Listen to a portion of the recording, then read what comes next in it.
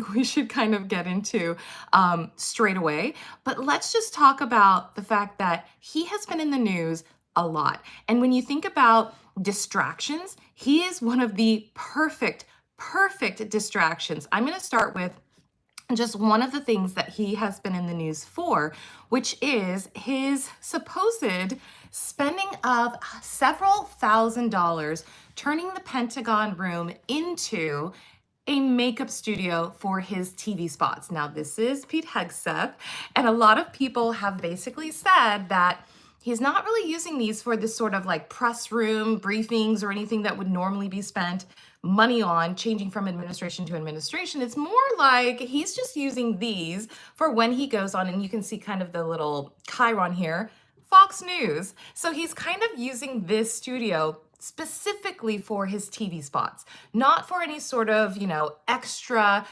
press briefings for, from the Pentagon or anything like that. So anything like that. I can barely talk this morning, you guys.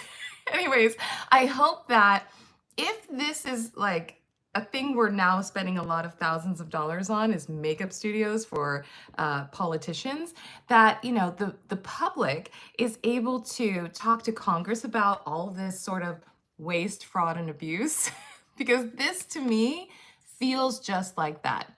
I know that when people get into the sort of public office at the higher echelon of the White House, or even in the administration of the sort of sitting president, it is necessary for there to be a specific sort of brand alignment. Okay, and that brand alignment makes sense because the White House is presenting itself a certain way.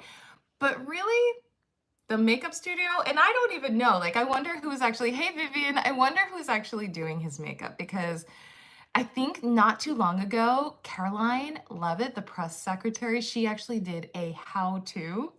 She did a get ready with me, and I was just like, I don't know if this is part of her job description. Like, the get ready with me to go on TV is not necessarily, I don't think that's in her actual job description, but this, setting it up for his own TV spots, maybe that is. Tell me in the comments, do you think him spending thousands of dollars on renovating the Pentagon room into a makeup studio is part of that waste, fraud, and abuse that Doge should be looking for? I'm curious to know your answer. Or is this just, part of the deal? If you want to read a little more, it's talking about the chaos within the Pentagon, which is now what I think we should turn to. Apparently, he has done a few things overnight, and he has basically gotten into a little bit more trouble. Okay, Hegseth had an unsecured internet line set up in his office to connect Signal. Now, do y'all remember Signalgate number 1? Okay, there was Signalgate number 1, where the sort of, how would you say, the drama of fighting going on in Yemen and the sort of, how would you say, attack plans were put into a Signal chat by one of the administration's guys, and then those people also put the Atlantic's editor-in-chief as one of the people in the Signal chat, okay? Now, they say nothing was secret, but we all know all of that should never have been released to anyone other than people who, basically have clearance. Then there was Signalgate number 2 that just came out, which basically said that Pete Hegseth, sorry, I'm not even giving you a full view of what he looks like. Pete Hegseth supposedly shared similar attack plans with his wife, and because she was on a Signal chat too, his wife, his brother, and apparently his personal lawyer. So that was Signalgate number 2. Now we have Signalgate number 3, which is this sort of internet line set up in his office. Now, the reason that this is supposedly a bad thing is because he didn't go through the proper channels, apparently. At least according to the reporting, this was done supposedly in secret, and this did not get the proper approvals. He just had this sort of insecure internet line set up in his office. Now, this is just a distraction, number 1. Actually, I'm glad that you wrote this in the comments, and I don't know how to say your name, Raktsab. I hope that's how you pronounce it. This is definitely a distraction, okay? Deliberately a distraction, but I'm not sure if he is in on the game, okay? Because I think they fired his chief of staff like within the last few hours. Like, what's happening? I first said that anything having to do with Pete Hegseth, when he was confirmed, he is going to be the biggest distraction because they can use his basic, like, our own knowledge of his sort of drinking habits that he has acknowledged, whatever, as his sort of Achilles heel. And they can continuously go back to his downfalls as distractions. And so story after story after story, I believe one of his like advisors that he brought in himself actually quit, stepped down, went and like blabbed about all the different things to the press. I'm just saying, Signalgate 1, Signalgate 2, now we're on Signalgate 3. Like, when does this sort of blood trail end? I just don't know. Let me know in the comments. Do you think he will be fired today? When is his last day? Because it's coming. He is definitely on the chopping block. Even a few days ago, they were talking about that he would get the axe. They were looking for someone to replace him, and I think that this is kind of like third time. Like, what do they say? 3 strikes and you're out. I think this is the third strike. Sean Kelly, how are you?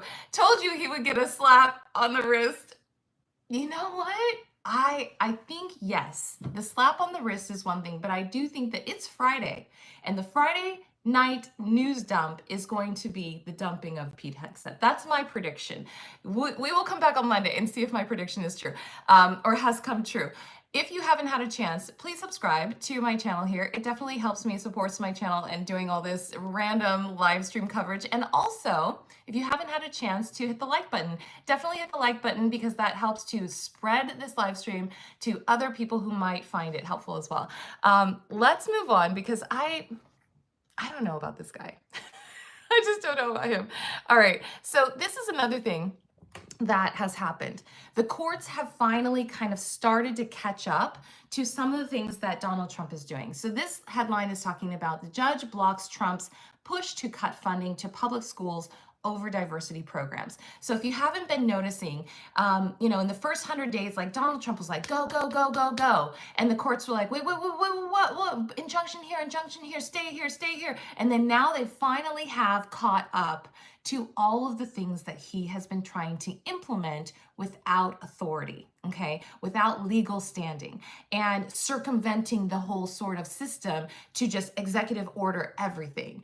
And now they're finally saying, no, I don't think so. And to me, it's a good thing, but it also shows, and you can tell me if you're kind of finding this too, it shows that our systems of him being able to say some sort of, like, whether it's like trade talks and putting a tariff on, the tariff talk from his mouth is faster than the Congress's ability to act to kind of shut him down.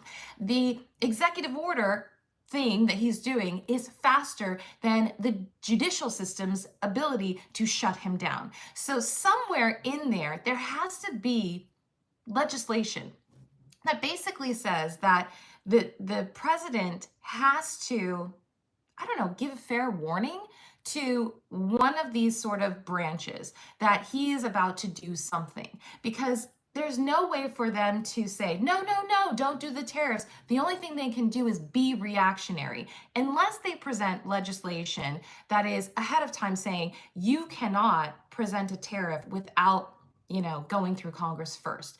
And then that sort of ham ties him or hog ties him to the legislation before it ever starts. So that's kind of what I think is going to happen going forward, is his mouth is getting America in trouble with all of these different people, and there's nothing that people can do about it because it is so freaking fast, and they have to kind of figure out a way to get ahead of the game because he is 2 weeks ahead, if not, I would say this is like a month ahead of the judge's ability to stop what he's doing. All right, Joe Johnson, how are you? Was thinking about grabbing some, I have no idea what you're talking about. Myself, I just had a cupcake for breakfast. Tell me what you had for breakfast in the comments, because I'm very curious what everybody does around the world for their breakfast. My mom actually found some pain au chocolat, and they were individually packaged. And if you know anything about me, my husband is French, and so anytime I can get my hands on a pain au chocolat, I am a happy woman. Sean Kelly says he will stay. Watch when all the poop hits the fan, they will scapegoat him, but much later.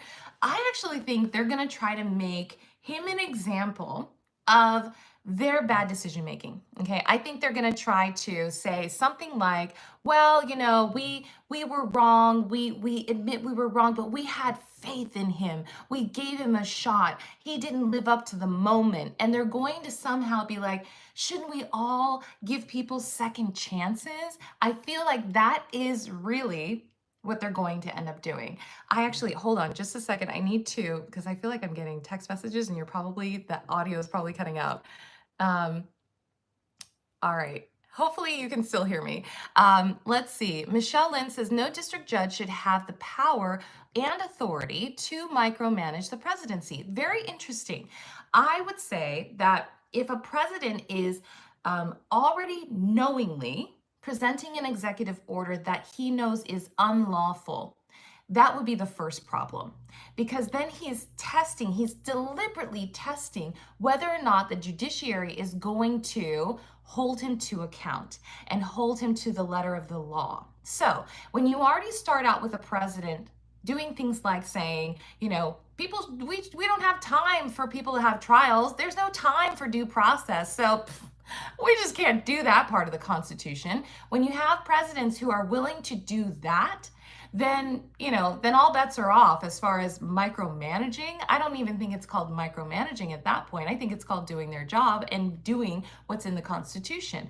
When it comes to presidents who want to propose legislation, get all the constituents and everybody rallying around that legislation and getting the legislative branch to actually enact that, have him sign the legislation and do it the process the way it's supposed to be done, then I think people go, oh, okay, that makes sense. But if a judge were to step in and say that legislation isn't lawful, well, then that also makes sense too. I think that there are a lot of people who kind of contradict the idea that the president has all-knowing power, right?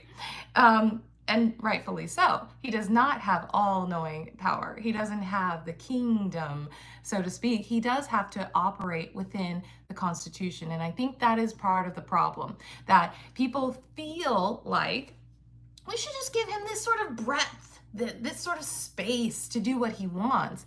But that's why there are 3 equal branches of government, because one actual branch should not have the power to do as they may with no checks and balances. Let's see. Thomas says, unfortunately, you're not trained in world economics. You know what? I agree. I am a citizen of the United States, and I do not purport to be an economist. And I don't know if you are as well. So maybe you can lend us your expertise if you are an economist. Sean says checks and balances. Exactly.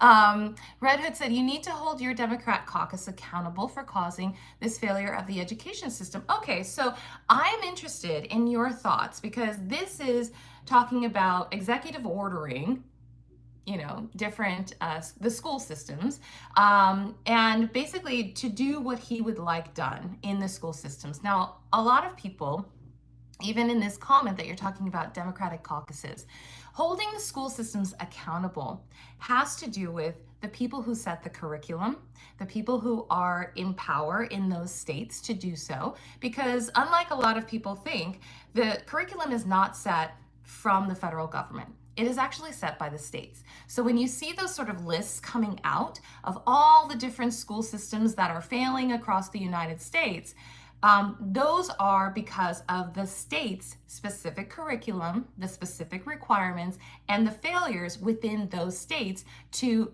actually meet whatever it is that they have set as guidelines. So that's why some states are doing better than others and some states are not.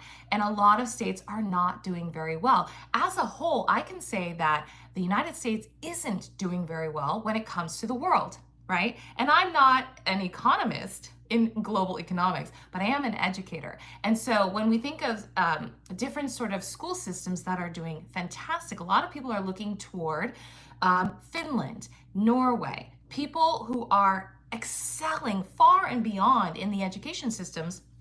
But we are not, even though we are a leader in, let's say, like some technology, in AI, and a lot of these different places. I mean, I know China has also led in AI as well, and tech. But when it comes to the education system, I can't say that it's Democratic caucuses that are making our students fail. A lot of the programs that support our schools, like Head Start or free lunches or after school care, a lot of those things help to support those students to get better grades. If you come to school hungry and you don't have any lunch, you're not going to function as well as someone who is coming to school having already been fed, having already been supported. And so these are some of the things that, if you think about the federal government, they are trying to pull those programs back, which is going to end up like hurting our students even more. All right, there's a lot that I wanted to get to, so I apologize if I have not gotten to your comments, but let's go to something that I think is actually very interesting. Okay, Shannon Sharp. All right, Shannon Sharp is going to step away from ESPN duties amid his ongoing lawsuit. Now, if you haven't been privy to this, it does not matter in the grand scheme of things if this man is in your life. Okay, but it is very interesting that someone of his stature, who has gained so much fandom due to his talent on the field, due to his hosting abilities for podcasts and and the like, has now encountered this sort of debacle. Okay, I'm going to say this is a court case that he is dealing with. I believe the woman who brought this lawsuit is claiming that she was violated by this man. And she was also in a sort of on and off again 2-year relationship with him. And over the past few days, if you haven't been on the internet, a lot of people have been speculating on how this is going to play out. You can feel free to leave a comment of how you think this is going to play out, because there are text messages, there are audio recordings of phone calls. It is, I would say, a PR nightmare for anyone who has his specific status. It is also very sort of invasive for someone like this woman who is bringing the lawsuit. Now, I don't know either one of them, but I do know that this presents a conversation about what is considered kinky and what is considered dangerous. Right? Dangerous, like life-threatening, and what sort of essay really could be when other instances of sort of interesting bedroom behavior goes wrong in her opinion. So I want to know your opinion. If you want to drop into the comments after the live stream, I'm happy to go into the comments and chat with you guys about that. If you haven't had a chance already, feel free to like this if this is an interesting live stream for you. And if you would like to like it, I would love you to like it. All right, because that helps share it out, and then other people can watch with us as well. All right, this is something that I want to talk about as well. We talked about the judiciary not really catching up fast enough to Donald Trump's executive orders. But this time, the judge blocks Trump's effort to expand proof of citizenship requirement for voter registration. This is very, very important, because right now, what a lot of people have been saying is like, oh my gosh, non-citizens are voting, dead people are voting.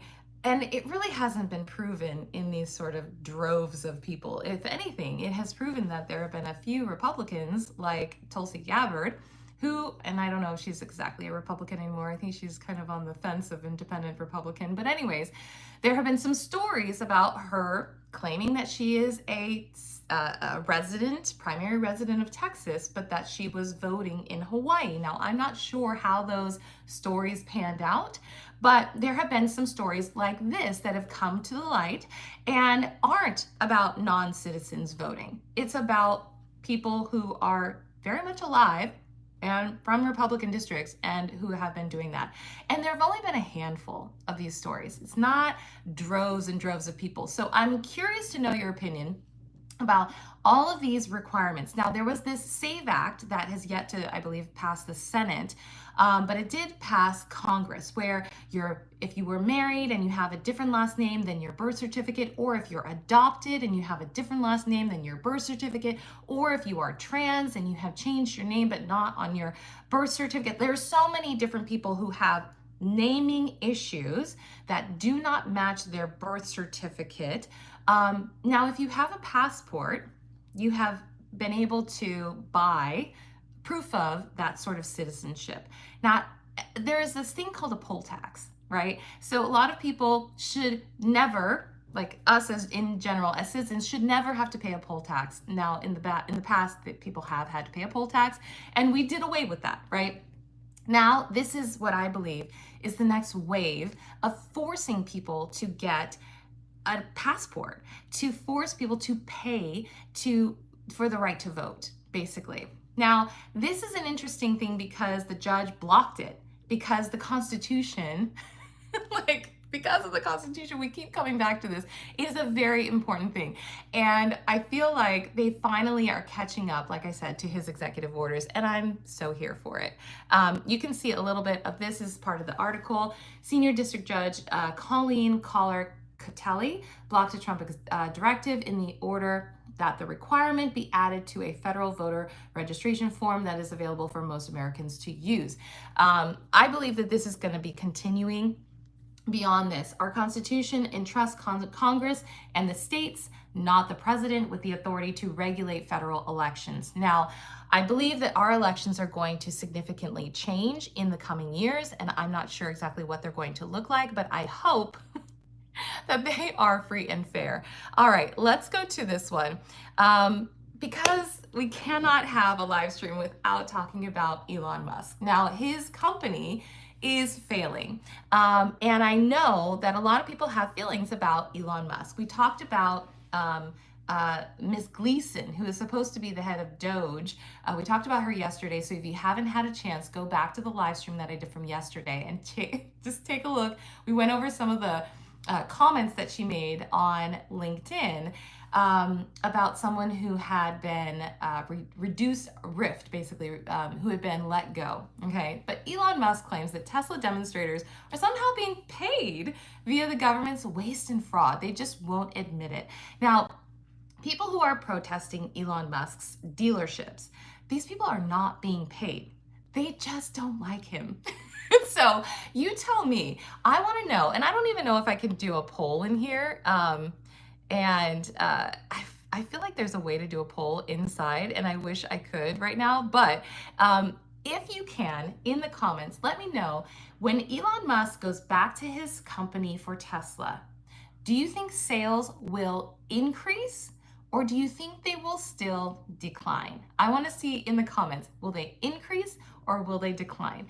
Because he seems to think that him going back to Tesla will help his brand. And I personally think that he is the reason that his brand is failing. So let me know in the comments. Sonia says, she loves Elon and demented are the Democrats. Well, everybody is entitled to their own opinion.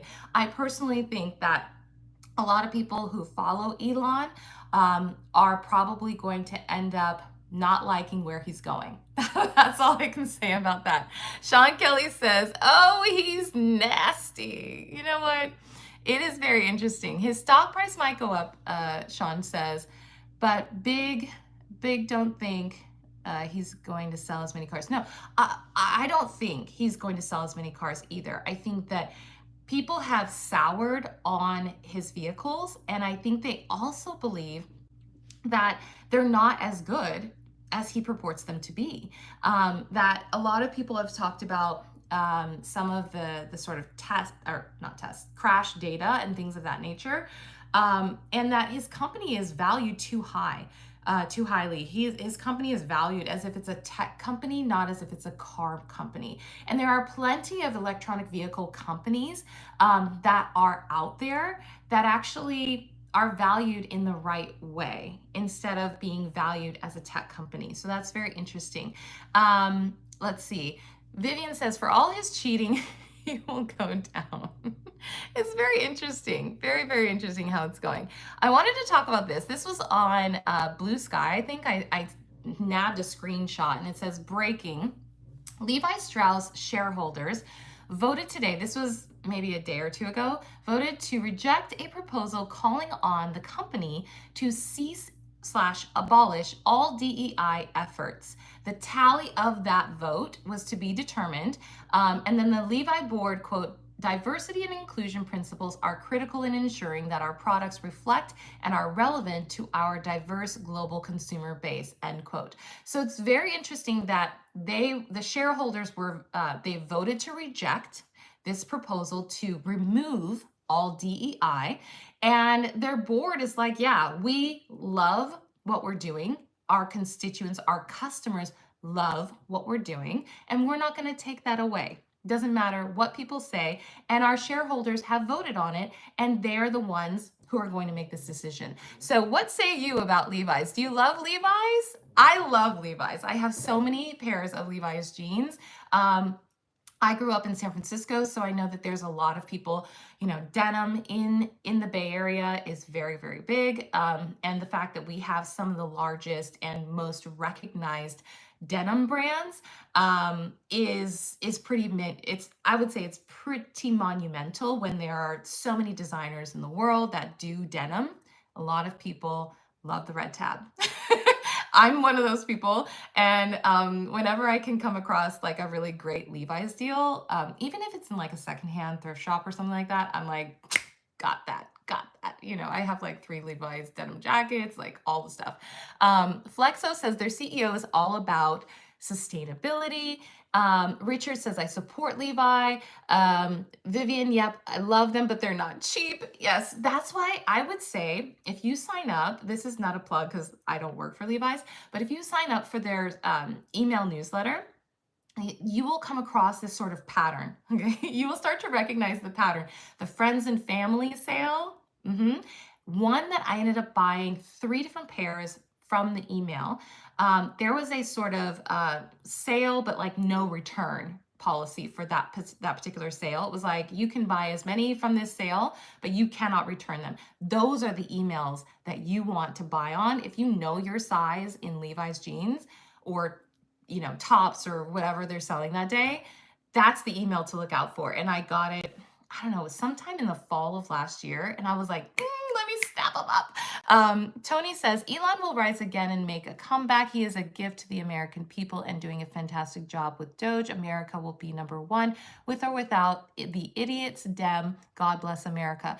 God bless you, Tony, for being so bold as to put that on my live stream. I am so grateful to people like you who are actually going to speak your mind, because it helps people like me understand what the other side is thinking. I do believe Elon will rise again from the ashes because he hasn't burned out just yet. You want to know why he hasn't burnt down just yet?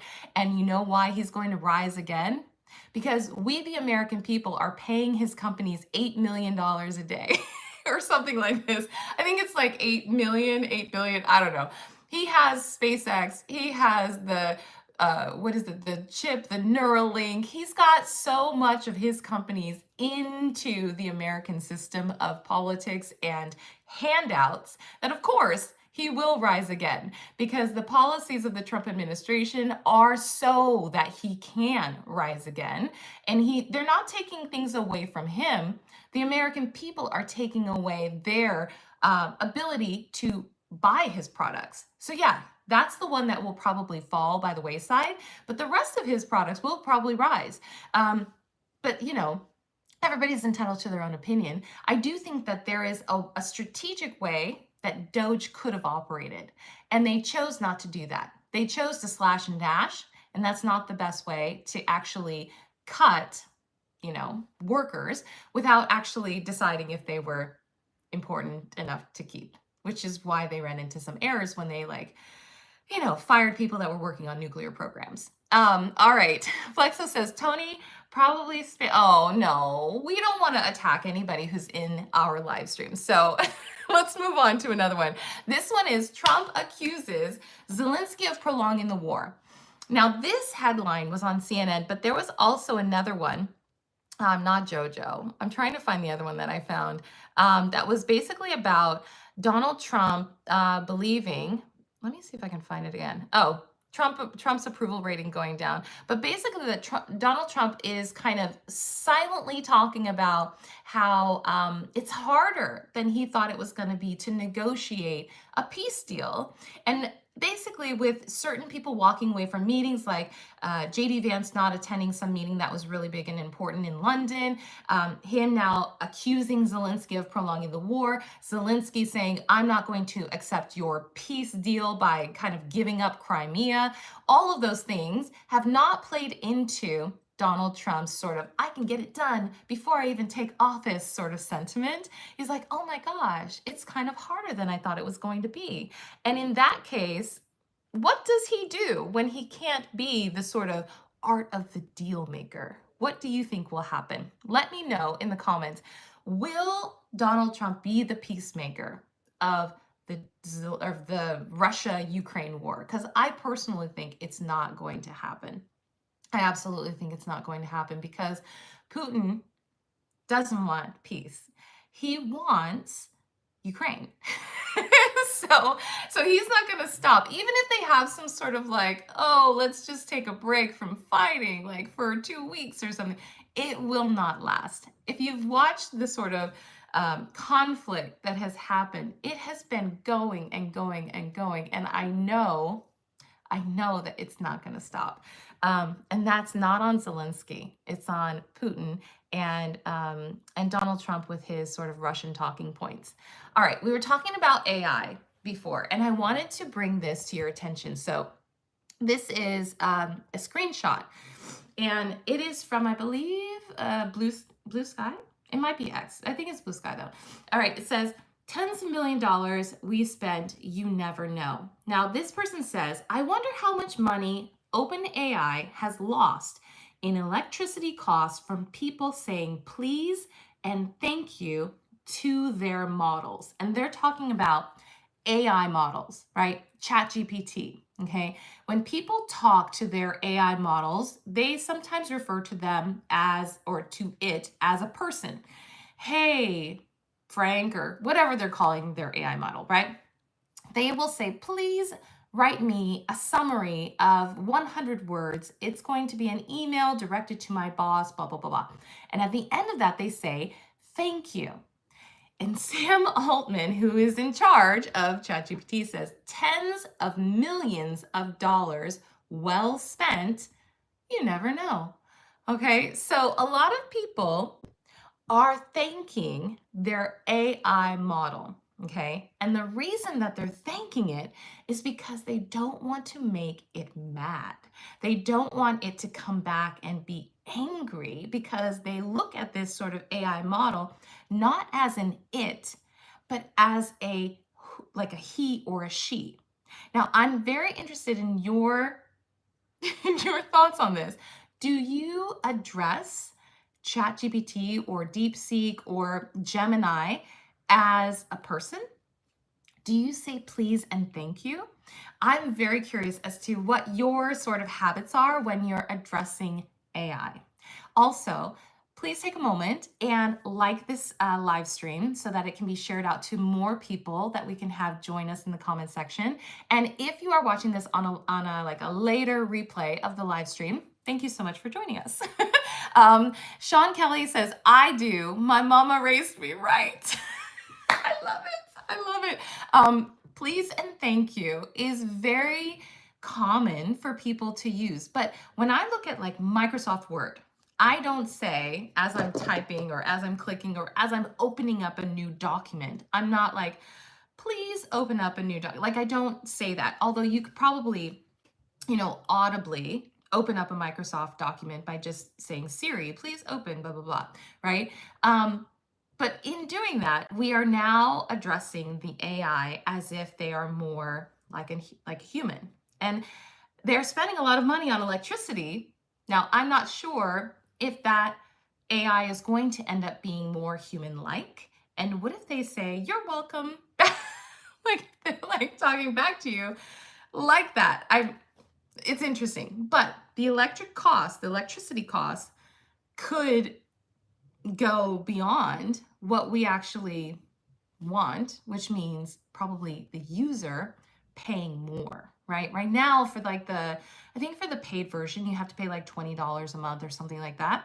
If these electricity costs are in the tens of millions of dollars, just imagine how much the user's going to, because they're going to pass it on to the consumer. Yes. Vivian says, nope, not at all. I don't either. I try to refrain from the he did this for me versus the it did this for me. Okay, Sean says, what about your pets? Do you say please or thank you? AI might be conscious. I look at it the same way. It's more than just a tool. Now, some people might argue with you, Sean, and say AI is not conscious. But I do remember there was a guy, and I don't remember if he was working for Microsoft or if it was Google. I'm not quite sure. But he did like quit in protest because he did say the AI was sentient, right? And that it can think for itself and it can learn enough to sort of, was it Google? It was Google, right? And he was adamant that this technology can do so much more. Now, what I think is that we have this sort of like, I don't know, like first version of it. And what that guy from Google was seeing, I think he was seeing like the 100th iteration of it. Like, I think he was in that space where he was talking to it like it was his bestie.